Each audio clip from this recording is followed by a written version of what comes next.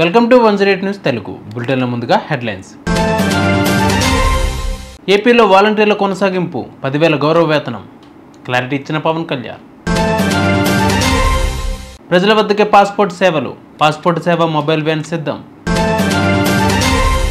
Bank కస్టమర్లకు bad news, మే 1 నుంచి ఏపీలో ఆ బ్యాంకులు కనిపించవు. ఆంధ్రప్రదేశ్ డిప్యూటీ సీఎం పవన్ కళ్యాణ్ వాలంటీర్ల అంశంపై మరొకసారి కీలక వ్యాఖ్యలు చేశారు. గత ప్రభుత్వం వాలంటీర్ల పేరుతో యువతను మోసం చేసిందని, అల్లూరు సీతారామరాజు జిల్లా డుమ్రిగూడ మండలం కురిడి గ్రామంలో పర్యటించిన సమయంలో గతంలో వాలంటీర్లుగా పనిచేసిన మహిళలు తమను తిరిగి విధుల్లోకి తీసుకోవాలని కోరారు. ఈ అంశంపై స్పందించిన పవన్ కళ్యాణ్ ఇలా చెప్పారు. వాలంటీర్ల నియామకాలు, జీతాల చెల్లింపులకు సంబంధించి ఎటువంటి అధికారిక ఉత్తర్వులు లేవని, ఈ విషయాన్ని సీఎం చంద్రబాబు, మంత్రి లోకేష్ల దృష్టికి తీసుకువెళ్తానన్నారు. అలాగే గత ఏడాది జరిగిన సార్వత్రిక ఎన్నికల సమయంలో ఇచ్చిన హామీని నెరవేర్చే ఆలోచనలో ఉన్నామని, దీనిపై కేబినెట్లో చర్చించామని వివరించారు. నారా చంద్రబాబు నాయుడు గారు చెప్పినట్టుగా వాలంటీర్స్ని కొనసాగిస్తామని చెప్పాం కదా, దాని అధికారులతో వెళ్ళి చూస్తే అసలు మీరు వాలంటీర్స్ ఎవరు కూడా ఏ విధంగా గవర్నమెంట్కి సంబంధం లేకుండా చేశారు. వైసీపీ వాలంటీర్స్ని వంచింది. ఉద్యోగాలు వాళ్ళకి ఏ విధమైన జీవో లేదు కదా, ఏ విధమైన జీవో ఇవ్వలేదు మీకు. తిరిగి ఇప్పుడు మనం ప్రభుత్వం మీకు ఒక పర్మిషన్ ఇచ్చి, గత ప్రభుత్వం ఇది అఫీషియల్గా ఇది ఇస్తే వాళ్ళు చాలా వంచనతో చేశారు. సో తిరిగి ఇప్పుడు తీసుకొద్దామంటే అసలు దానికి సంబంధించిన ఏ విధమైన పేపర్ వర్క్ లేదు,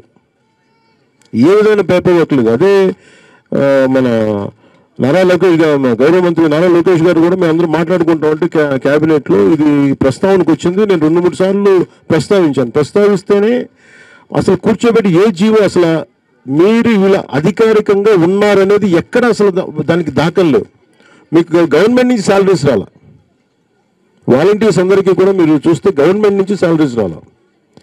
ఇది గవర్నమెంట్ ఉద్యోగాలలాగా మీకు మిమ్మల్ని భ్రమింపజేసి గవర్నమెంట్ ఉద్యోగాలు లేదు. అది లోపలికి వచ్చాక మాకు అర్థమైంది అసలు గవర్నమెంట్ ఉద్యోగాలే కాదు ఇది. వాళ్ళు ఏం చెప్పారు, ప్రభుత్వ ఉద్యోగాలు కాదు అవి. సో అందుకని దానికి ఏం చేయాలి, ఎలా చేయాలి అనేది ఒకసారి మన అధికారులతో మాట్లాడుతాను. అసలు గవర్నమెంట్ ఉద్యోగాలు కాని వాటికి ఎట్లా చేయాలి ఏంటి అనేది ఇది ఒకసారి గత ప్రభుత్వం చేసిన తప్పు. కానీ వీటన్నిటికీ మించి మీరు బీఈడీ చదివారా, మీరమ్మా డిగ్రీ చేశారా?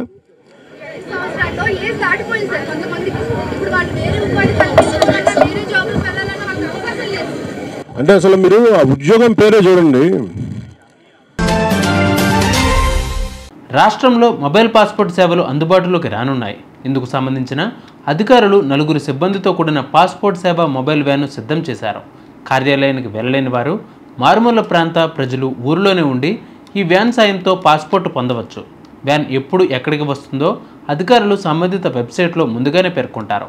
పాస్పోర్ట్ తీసుకోవాల్సిన వారు ఆన్లైన్లో స్లాట్ బుక్ చేసుకుని వ్యాన్ వద్దకు వెళ్తే సరే, అక్కడ సర్టిఫికెట్లు పరిశీలించి వేలిముద్రలు, ఫోటోలు తీసుకుని ప్రక్రియ పూర్తి చేస్తారు. వెరిఫికేషన్ పూర్తయ్యాక పాస్పోర్ట్ పోస్టులో ఇంటికే పంపిస్తారు. ఈ వాహనాన్ని మంగళవారం విజయవాడ ప్రాంతీయ పాస్పోర్ట్ కార్యాలయం ప్రారంభం సందర్భంగా పరిచయం చేశారు. త్వరలో పూర్తిస్థాయి సేవలు అందుబాటులోకి తేనున్నట్లు అధికారులు తెలిపారు.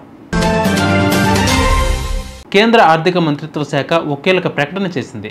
4వ విడత బ్యాంకుల విలీనంపై గెజిట్ నోటిఫికేషన్ విడుదల చేసింది. ఒకే దేశం ఒకే ఆర్ఆర్బీ ప్రణాళికను త్వరలో అమల్లోకి తీసుకురాబోతున్నామని తెలిపింది.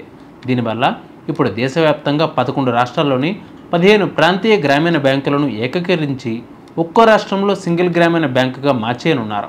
దీనితో దేశంలో ప్రస్తుతం ఉన్న 43 ఆర్ఆర్బీల సంఖ్య 28కి తగ్గనుంది. 2025 మే 1 నుంచి ఈ 4వ విడత బ్యాంకుల ఏకీకరణ అమల్లోకి రానుందని ఆర్థిక మంత్రిత్వ శాఖ ప్రకటించింది. చూసారుగా ఇవ్వాలి బులెటిన్ అప్డేట్స్. మరిన్ని అప్డేట్స్ కోసం మా ఛానల్ 108 టీవీ 24/7ని ఫాలో అవ్వండి. నమస్తే.